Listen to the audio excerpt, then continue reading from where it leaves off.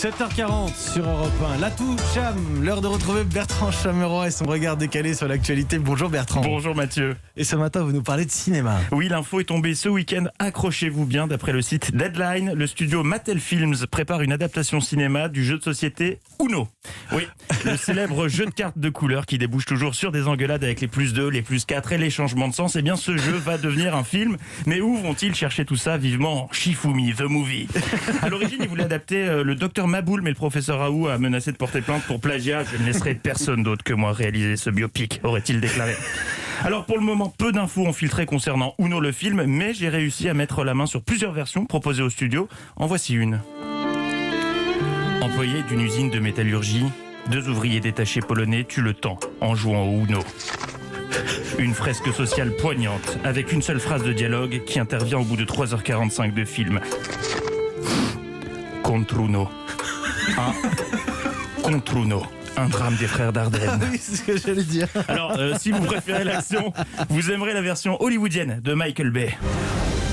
Des effets spéciaux à couper le souffle, des explosions à chaque carte posée, des cartes incarnées en motion capture par de vrais acteurs.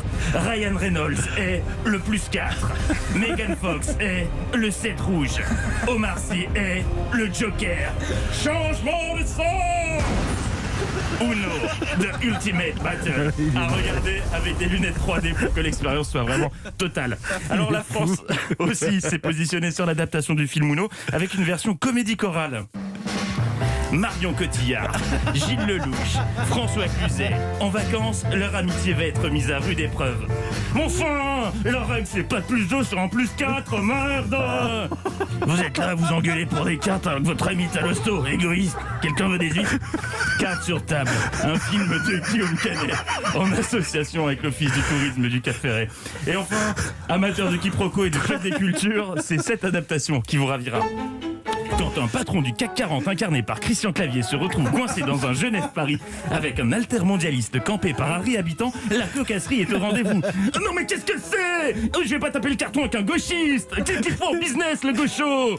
Tous les opposent, c'est ce qu'ils pensaient. En jouant au Uno, ils vont se découvrir des points communs et il y a une belle amitié. Comment Catherine Fro réagira-t-elle quand elle découvrira que son mari a invité un alter à dîner à la maison? Vous le saurez en regardant Qu'est-ce qu'on a fait au +2. Voilà, bon bah vivement la sortie de tout ça parce que ça fait quand même 100 jours qu'on est privé de salle de cinéma. Mais ça me donne très envie qu'on rouvre les salles de cinéma pour le coup. Je sais pas lequel je prends entre le blockbuster et la comédie française façon petit mouchoir. Merci Bertrand Chameroy. La touche tous les matins à 7h40, c'est sur Europe 1. Et tout à l'heure, à 10h, il en a encore avec oui, malheureusement. Bertrand Chameroy à 10h avec Philippe Vandel dans Culture Média.